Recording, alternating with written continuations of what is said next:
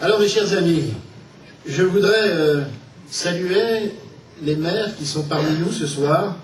J'ai aperçu monsieur le maire de Pouxeux, monsieur le maire du Ménil, monsieur le maire de Bellefontaine, monsieur le maire du Girmont-Val d'Ajol, de Bussan, messieurs les représentants, Mathieu Ferbach notamment, qui représente monsieur le maire de Saint-Maurice, monsieur le maire de Dommartin, monsieur le maire de Sapois.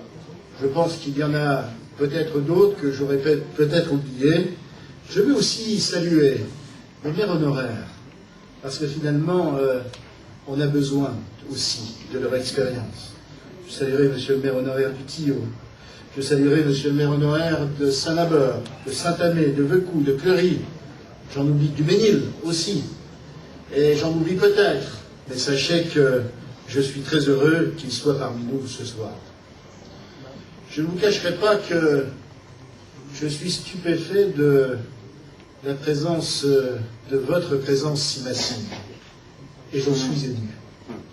Le service d'organisation me disait tout à l'heure que nous sommes plus de 600. Je n'ai jamais connu une telle mobilisation pour le lancement d'une campagne électorale. Vous êtes venus de tous les coins de la circonscription. De la Bresse, j'aperçois Jean-Marie, toute son équipe, Jean-Marie Remy, de Gérardmer, du Val d'Ajol, du Tillot, de Bussan, de Saussure, de Pouxeux, de toute la ceinture Marie-Montagne. Bref, toutes les communes sont représentées. Sachez que pour moi, c'est un véritable honneur de voir que tous les habitants de la circonscription, eh bien, sont en quelque sorte, représentent en quelque sorte les différentes communes de notre territoire. Je voudrais commencer mon propos en rendant un hommage à Jacques Chirac. Je pense à lui parce que Jacques Chirac disait toujours « Lorsqu'un début de campagne tout saute, c'est toujours de mauvais augure ». Eh bien, je crois que ce soir, on n'a pas besoin de vitamine C ni de solitricine. Je crois que le tout sautement n'est pas au rendez-vous.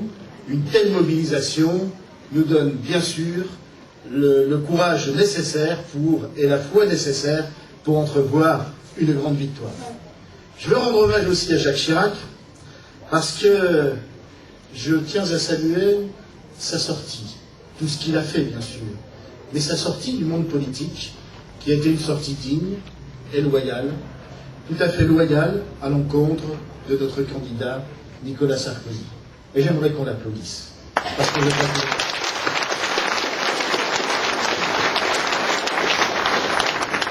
enfin, ce soir, évidemment, comme l'ont dit tous les orateurs, nous sommes heureux de nous retrouver ce soir parce que nous fêtons en quelque sorte la victoire de Nicolas Sarkozy. Nicolas Sarkozy, en effet, a mené un parcours exceptionnel, un parcours sans faute, une campagne difficile. On n'a pas cessé, bien sûr, de semer de ci de là des embûches de plus en plus flagrantes, mais il a su les surmonter. Tout simplement parce qu'il s'était préparé. Le combat présidentiel, c'est le combat d'une vie. On ne devient pas président de la République par hasard.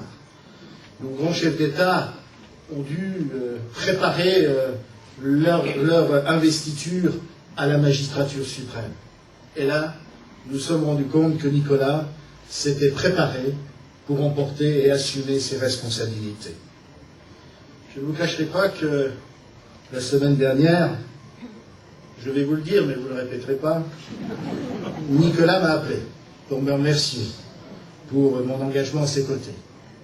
Et je me suis permis de lui dire une chose: Nicolas, tu vois, on est heureux de ta victoire, nous sommes heureux ici, dans notre circonscription, et maintenant, tu as le devoir impérieux de ne pas nous décevoir. C'est un devoir impérieux, parce que son élection a suscité beaucoup d'espoir, beaucoup d'espérance, évidemment, et qui plus est, dans toutes les couches de notre société. Que ce soit d'ailleurs dans la sphère des intellectuels qui traditionnellement sont de gauche, mais nous avons eu un certain nombre d'artistes, d'intellectuels, d'hommes de culture qui nous ont rejoints, les chefs d'entreprise, évidemment, les fonctionnaires, certains fonctionnaires, mais je dirais surtout ce qui m'a fait le plus plaisir, ce sont ces travailleurs, la France ouvrière, qui a été aussi sensible au discours de Nicolas Sarkozy. Et ça m'a fait plaisir de voir enfin un président de la République, un candidat président de la République qui partage notre sensibilité et qui n'a pas hésité à aller rendre hommage à ceux qui bossent dur, à ceux qui se lèvent tôt le matin, qui ont un réel savoir-faire, car travailler dans une usine, ce n'est pas simple, c'est un savoir-faire, c'est une culture. Il a su leur parler en disant, si vous voulez, je vous propose la chose suivante. Travailler plus pour gagner plus. Donner davantage de liberté, finalement, par le travail, mais aussi de bien prendre en considération que les revenus de l'assistanat ne peuvent pas être équivalents aux revenus du travail. C'est un message qui est passé et qui nous a particulièrement fait chaud au cœur. Ensuite, ce que nous attendons de Nicolas Sarkozy, c'est que naturellement, il s'engage à doper notre économie, doper notre industrie. À l'exemple d'Alstom, nous attendons qu'il défende notre industrie. Et ici, particulièrement dans les Vosges, une région qui, je le rappelle, a tant souffert des désindustrialisations. Nous attendons pour qu'il se batte avec le soutien de sa majorité pour mettre en œuvre notamment la préférence communautaire. Car en effet, nous sommes tous lassés de voir que notre industrie, nos entreprises, n'ont pas les mêmes règles du jeu que les entreprises asiatiques ou autres, dépendantes aussi de l'Organisation mondiale du commerce. Là encore, il faudra rétablir une certaine équité et nous avons besoin d'un président de la République fort pour qu'il puisse défendre les intérêts de la France au sein de l'Europe, mais aussi au sein des grandes organisations internationales. Pour vous donner un exemple, le constructeur Bombardier canadien, qui a répondu à l'appel d'offres, à l'appel public lancé par l'Île-de-France, eh bien, a emporté le marché, alors que Alstom, qui construit des trains, n'a pas le droit de concourir au Canada. C'est une injustice, et nous avons besoin d'un chef d'État, d'un gouvernement, d'une majorité à l'Assemblée nationale qui ne fasse plus et qui n'admette plus les concessions, de telles concessions. Ensuite, nous attendons aussi de notre président qu'il nous défende au sein de l'Europe, et notamment en ce qui concerne l'euro. L'euro est certes une chance, mais l'euro trop fort est un handicap pour notre économie. Airbus perd de l'argent à chaque fois que l'euro monte. Il est tout à fait paradoxal que les États-Unis se servent du dollar comme outil économique, comme outil de concurrence, et que nous, l'euro, avec l'euro, on ne puisse pas se servir de ce même outil pour gagner des parts de marché à l'étranger. Nicolas Sarkozy a également pris des engagements fermes en matière de sécurité. En qualité de ministre de l'Intérieur, il a naturellement prouvé ses qualités, son savoir-faire, sa détermination.